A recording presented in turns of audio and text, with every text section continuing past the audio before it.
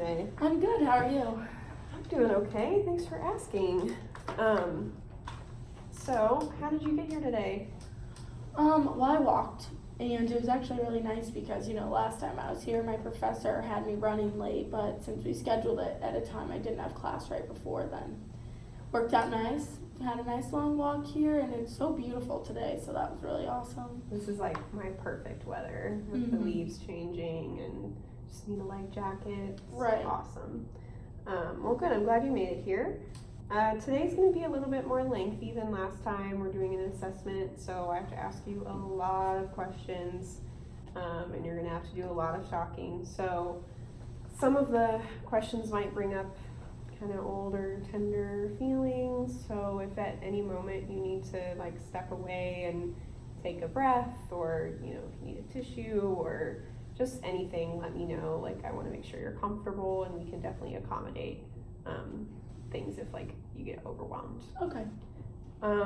Also, last time I talked about my duty to warn and protect and my duty to inform. My duty to warn. My duty to report. Do you remember that? Yes. Is that the sheet that you gave me that I signed? Yes. Okay, yeah, I remember that. Do you have any more questions about that? I don't think so. Okay. So, and contacting you has been okay? Yeah. Okay. Okay, good. Well, we can go ahead and get started then. I know last time you told me about your feelings of depression and isolation. How has that been, really, since the last time we met? It's been fine. I mean, nothing's really changed. It hasn't gotten better, but it hasn't gotten worse, so I guess that's good. Yeah, that is good that it hasn't gotten worse. Certainly don't want that to happen. I would like to know a little bit more about the onset of these feelings. Do they ever come about at a certain time of day or in certain circumstances? It's kind of hard to describe. I feel like it's just kind of all the time. There's not really turns on or turns off. It's just kind of, I wake up in the morning feeling the way I feel and go to bed feeling the same way. So that sounds like an exhausting routine. Definitely is. I hope you don't mind. I have to write stuff down. I just want to make sure that I remember all of this accurately. Okay. And but I am listening. So you said you feel like this all the time. Are there days that are worse than others? Are you about the same every day? I would say about the same. It's weird because as much as I just, want to lay in my bed all day, that's kind of my worst days is when I do stay in bed all day, where when I get up and I am able to get out of my dorm, I do have better days because, I'm out and about, I have fresh air, get to see my friends, I get to go to class and actually be participating in things. So as much as it's hard to do, at the end of the day, when I kind of reflect back, it seems like a better day than just laying in bed all day. So okay. And I know that can take a lot of energy to get yourself up out of bed, though. It feels like a really daunting task. That's awesome that you're still able to do that and you still make it to class some days. I know we can't be our best every single day, but it sounds like you still manage to do it sometimes, which is great. So are classes going okay? Yeah, they're going okay, I guess. I don't really know. I'm not doing so well in all of them, but getting by? Yeah. I had to drop one of them because I was failing. So that just is kind of disappointing to me because I'm not really a student who would ever fail a class or even get a C in a class. So I feel that's kind of the point when I knew that I needed to do something, and that's why I kind of contacted you because that's just out of my character. So you were a really good student in high school? Mm-hmm. Okay. And it sounds like doing well in classes is a priority for you? Definitely, yeah. Okay, well we can definitely work on that. So you said that the days when you get out of bed and get to see your friends, are these friends that go to the same college as you? Yeah. Okay, and do you ever talk to them about these feelings that you're having? Not really. I don't know. They just seems like they don't have problems of their own, or they do well at hiding their problems. So I feel like if I were to talk about my own, it would kind of be a burden to them and they wouldn't want to hear about it. I feel like they can notice that I'm changing a little bit in the sense that I don't come around as often. Mm-hmm. But I mean, they've never said anything to me, so I don't really even know if I should say something to them about it. So you're kind of waiting for them to ask? Yeah. And then, okay. What about your family? I know you said you don't talk to your parents, but what about your siblings?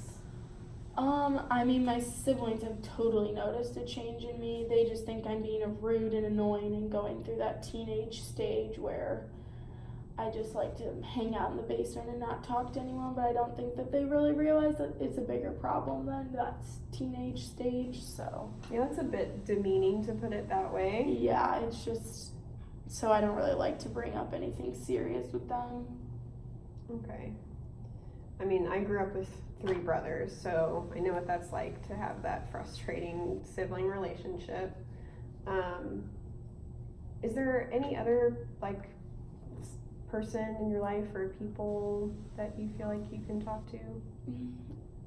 Not really that I feel like I can talk to. I have a boyfriend, but he, like, pretty much tells me, like, you know, that be happy, why are you sad, just, you know, be happy. And I think that he just doesn't really realize what is actually going on. He probably, obviously, has never had the same issues that I have, so to me, I feel like a burden when I talk to him or try to talk to him about it, so Yeah. that's really hard to deal with, because I love him and, like, I want to be with him, but at the same time, like, someone I love who loves me in return should, like, want to help me, and Yeah. he isn't really like that, so I don't really know. Maybe he's just scared and doesn't know how to help. Mhm. And a lot of people will use that as kind of an excuse not to talk about it. Yeah, definitely. How long have you guys been together? We've been together a little over a year. We went to high school together, so we started dating back then. Okay. Would you say your relationship is pretty solid, other than the fact that he doesn't really understand? It currently? used to be, but until this kind of came about, I feel like that's even just like putting more weight on my shoulders, because I keep thinking, like, well, do I really love him? Like, do I really want to be with him? Because how can I love someone who doesn't even, like, want to know about more about me or help what I'm going through? So it's like I don't want to break up with him, but, like, maybe it's best if I break up with him. So I would say our relationship isn't really strong right now. Okay. That's another huge stressor to be added onto you, to have to contemplate and question your relationship, especially with someone that you've been with for over a year. That's a significant amount of time. Yeah. So I remember you saying that you had a job.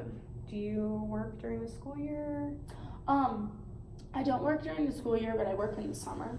So I work at a pool in the concession stand, but I also take care of my grandpa in the summer because my grandma passed away 2 years ago, and, like, ever since then my grandpa has really just been going downhill, and, like, he really needs 24-hour care. Mm-hmm. And I actually have, like, 25 cousins, and my mom has 8 siblings, and they all live here.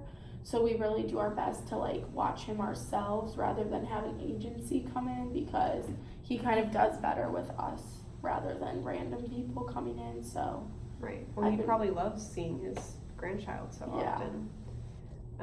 So when you do care for your grandpa, how many hours a day are you doing that in the summer?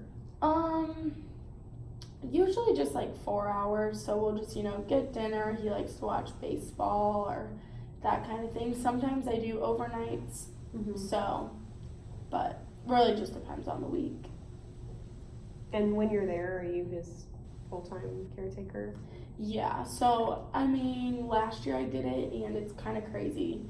Since we're one-on-one, it's crazy to see how much he's really changed, because last summer it was more so like helping him cook, driving him around because he can't drive, but this summer it's really just if he needs help off the couch, I'm using all my weight, like has to be fully dressed, needs all my help doing that. getting in bed, getting out of bed, taking his medicine. So yeah, I'm just full-time Wow. caretaker. That's a lot to handle at 19. Yeah. I'm sure your grandpa really, really appreciates all the help you're Oh, giving him, though. he does. It's really good I feel like that's kind of a time when I'm happy just because since I have 25 cousins, we don't really get a lot of one-on-one time. So that is a time where I just get to be with him. And with dementia, it actually brings back a lot of things from your past. So he's always telling us stories about what he did when he was a kid. And so that's really fun to hear about that.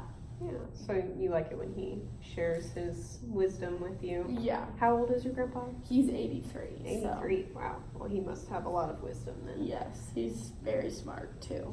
So. And I'm sorry, when did you say your grandma passed away? She passed away 3 years ago. 3 years ago? Okay, and it sounds like your grandparents were really close. Yeah, they were, they have 8 kids together. My grandpa worked full time, but every morning he'd bring my grandma breakfast in bed. He was the one who sent the kids off to school, picked them up from school. He loved her really so much. I've never seen two people like that, so they do have a really good relationship. That's awesome to have that kind of relationship to look up to. Definitely.